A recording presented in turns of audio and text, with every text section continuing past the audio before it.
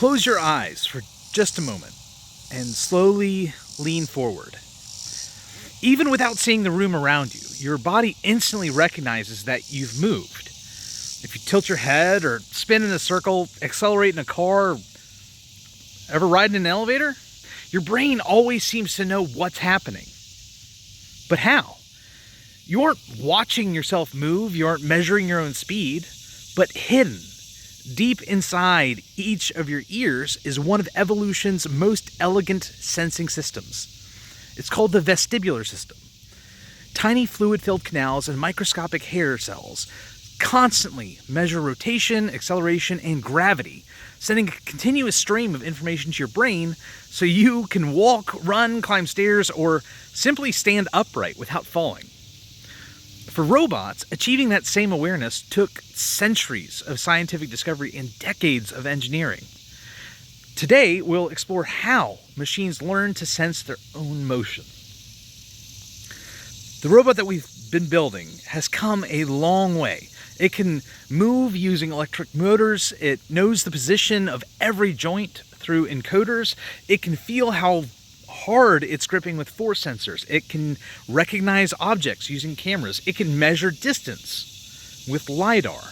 But if you place that robot in the middle of an empty room with no walls nearby, no objects to look at, no landmarks, and then you push it gently, how would it know that it had moved? Without an internal sense of motion, every robot would quickly become disoriented. It needed something humans receive from birth: balance. The story begins with one of the greatest scientists in history. In the 17th century, Galileo Galilei carefully observed something that contradicted everyday intuition. If you're inside the cabin of a smoothly moving ship, experiments behave exactly as they would if the ship were standing still. A ball dropped from your hand lands at your feet, not behind you. A fish swims normally in its bowl. Everything inside the cabin shares the ship's motion. Galileo realized something profound. Motion isn't always detectable, only changes in motion. Starting, stopping, or turning can be directly sensed. And that insight became one of the foundational ideas of physics. A few decades later, Isaac Newton expanded this understanding in his Philosophiae Naturalis Principia Mathematica. Newton's first law tells us that an object in motion remains in motion unless acted upon by an external force. His second law introduced one of the most famous equations in science: force equals mass times acceleration. This wasn't an equation purely for apples or cannonballs. It gave engineers a way to measure motion itself. If acceleration could be measured, then motion could be understood. Let's perform another simple experiment. If you take a small cup and place a coin flat on the bottom of it, and then you hold the cup in your hand and walk slowly across your room, nothing happens. But if you stop suddenly, that coin will slide forward. It's as if it was trying to move on its own, but it was really trying to keep moving while the cup stopped beneath it. If you ask yourself which one actually changed its motion, the coin or the cup, you've just experienced inertia, one of the most fundamental principles in physics. For centuries, engineers understood inertia, but lacked a practical way to measure it inside a machine. The first accelerometers were mechanical. Some suspended a small weight on springs, and others used pendulums. When the surrounding structure accelerated, the mass resisted the change because of inertia. By measuring that tiny relative movement, engineers could calculate acceleration. Early aircraft adopted these instruments to help pilots understand their motion through the sky. Missiles and spacecraft soon relied on them as well, but these instruments were often bulky, delicate, and super expensive. And robotics demanded something much smaller. At the same time, another problem challenged engineers. Acceleration explains changes in speed, but what about rotation? How does an aircraft know it's banking? How does a drone know it's turning? How does a smartphone know you've rotated it from portrait to landscape? The answer came from one of the most fascinating inventions in navigation, the gyroscope.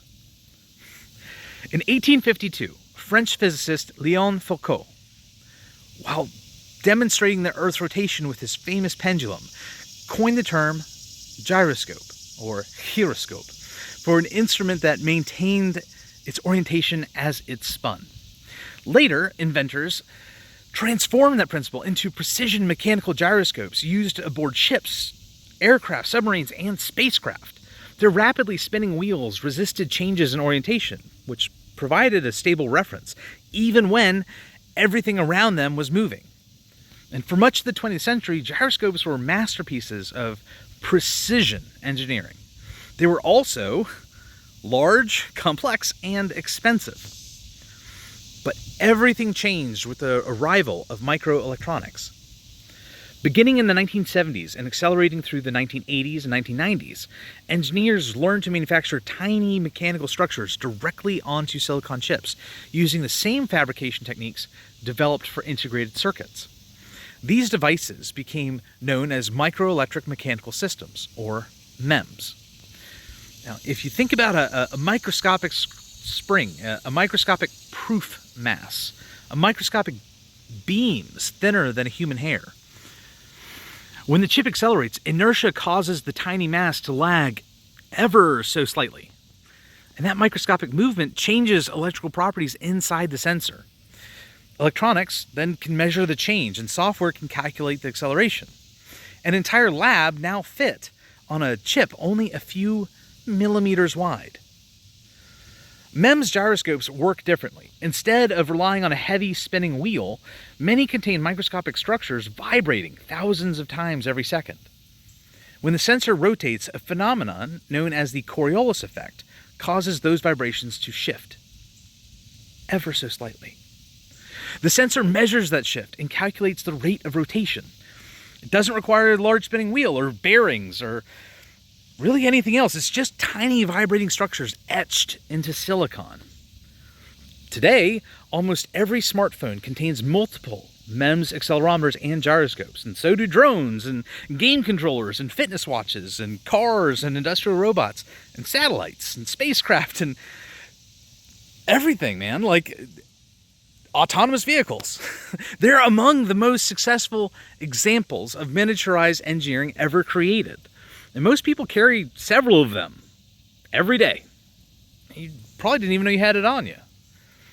But now if you imagine a robot walking across uneven ground, its cameras momentarily lose sight of nearby landmarks. Its LiDAR can't see through thick smoke, but deep inside its body, its inertial measurement unit, or IMU, continues measuring every acceleration and every rotation hundreds or even thousands of times each second.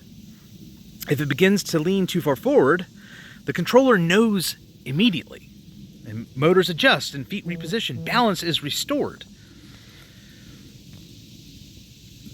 And it does it because it's getting that feedback. It felt itself moving.